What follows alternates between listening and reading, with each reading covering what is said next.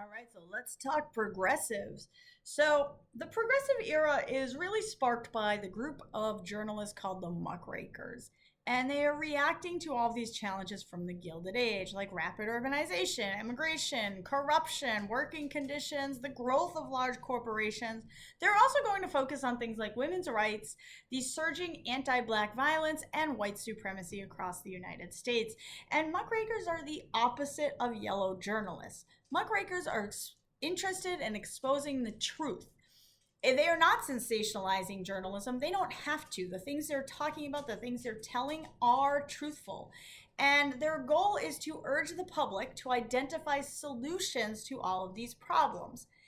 Roosevelt is familiar with many of these problems, and a lot of people consider him to be a progressive. He is the one who's credited with giving them the nickname the Progressives. Other important ones that you should know: Jacob Riis, he published the book How the Other Half Lives. Ida Tarbell wrote The History of the Standard Oil Company. Frank Norris wrote The Octopus. Jane Addams wrote 20 Years at Hull House, and Upton Sinclair wrote The Jungle. There's plenty of other books and stories out there. Lincoln Stevens writes one, Ray Stannard Baker. All sorts of magazines. They're all published to get people to pay attention to issues like child labor, the trusts, big business, health and safety, all those things that nobody's really considering when they are doing all this industrialization. So there's going to be big reforms in society during the progressive era. We're going to see child labor and labor standards reformed. We will eventually see women's suffrage and some women's rights. African American rights, temperance, societal reforms like social welfare and health, and nature. So we're going to go into these a little bit more individually to see how these things play out. We're going to start with child labor because there are no child labor standards. And so in 1904, the National Child Labor Committee, or the NCLC, is formed to fight to ban child labor. And the goal is to ban child labor in the public sector. And this is inspired by the reforms that have been taking place across London during the latter half of the 19th century, because a lot of children in Victorian London were dying or losing arms or limbs or other things. And London eventually reforms their child labor laws, and the US decides to follow suit. According to a 1900 census in the United States, 1 out of every 6 children ages 5 to 10 were working for a public company, which means they're not working for their family farm or sewing at home. They're working for a business somewhere. And Lewis Hine, much like Jacob Riis, is a photographer who goes into factories and he takes photographs of child laborers and he publishes these photographs to the public.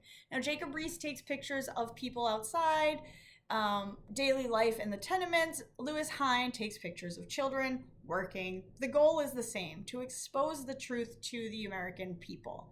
And so in 1912, the NCLC convinces President Taft to sign into law a creation of the U.S. Children's Bureau as a branch of the Department of Labor. And their job is going to be to regulate child labor. And then in 1916, with more public pressure, Congress is forced to pass the Keating-Owen Act, which prohibits the interstate trade of goods produced by child labor. But the Supreme Court will later declare this law unconstitutional, and it won't be until 1938, with the Fair Labor Standards Act, that interstate trade of any products produced by children under 16 is outlawed. So we have a while to go. But we do eventually get some labor regulations. And we also want labor regulations for women. It's not just the children. Women want labor regulations too. A lot of them are working in a sweatshop model, and a lot of them are working I don't want to say multi-hour. Obviously, they're working multi-hour, but a lot of them are working much longer than 8 hours. So Frances Kelly is going to lead the National Consumers League to secure safe factory working conditions. And Frances Kelly opposes the sweatshop model, and she's looking for an 8-hour workday law to protect women in the workplace. Now, a lot of her efforts are met with strong resistance. especially from the factory owners, because they make their money exploiting women's labor and they don't want to give up long hours and low wages. And this will carry on until 1911, when tragedy strikes, and then the public opinion will turn in favor of the cause. And the scale of the tragedy will provide the National Consumers League with the moral argument that they need to convince politicians to pass workplace safety laws and regulations. And of course, that tragedy is the Triangle Shirtwaist Factory fire of 1911. Now, if you don't know what the Triangle Shirtwaist Factory is, it is a factory located on the top 3 floors of a building in Manhattan.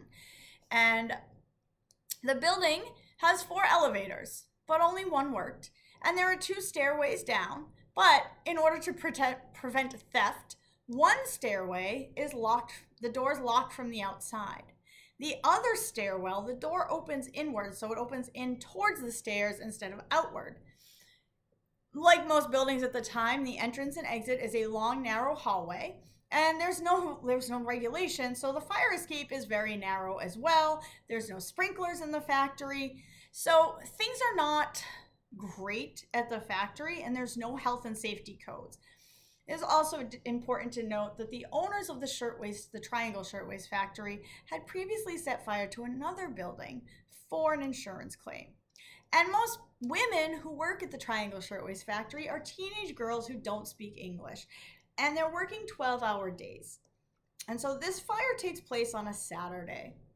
It's a Saturday afternoon. It's March 25th, 1911. There's about 600 workers in the building, and a rag bin catches on fire.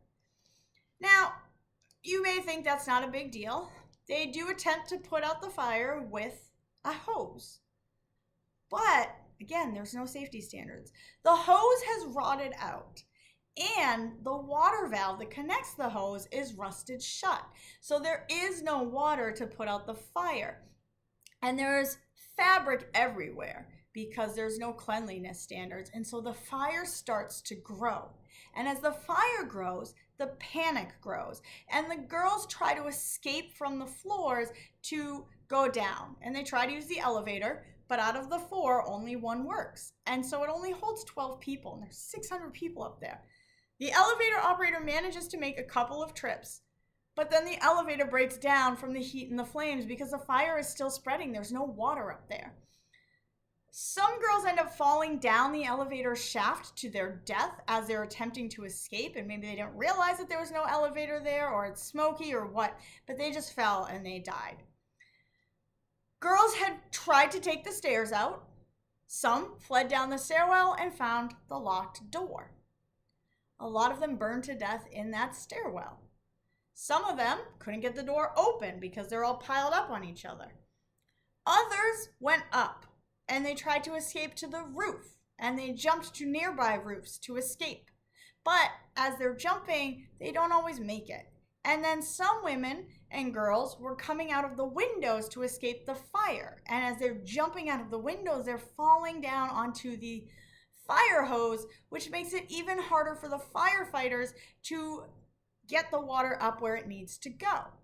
They do have those nets to catch jumpers, but the girls are jumping all at the same time, and the nets end up ripping, and the girls are just landing on the sidewalk. And the fire is on the 8th floor, but the ladders of the fire truck only reach the 7th floor. And it's not like the fire trucks of today. We're talking like horse-drawn carriages here, regular old wooden ladders and fire hoses. We don't have a lot going on. The fire lasts about 18 minutes before it burns down the whole thing. 49 workers burned to death or are suffocated from the smoke. 36 are dead in the elevator shaft. 58 die from jumping onto the sidewalks. 2 more die from sustained injuries. And over 145 people are killed by the fire. Now, all of that is obviously terrible in itself, but I think what's most important to know about that is that a year before, these girls had gone on strike to demand safer working conditions and sanitary conditions in the shop, and they didn't get it, and they never will. And these dead bodies are going to be the thing that pushes people to reform working conditions. And you can, I guess, thank these girls for what we have today.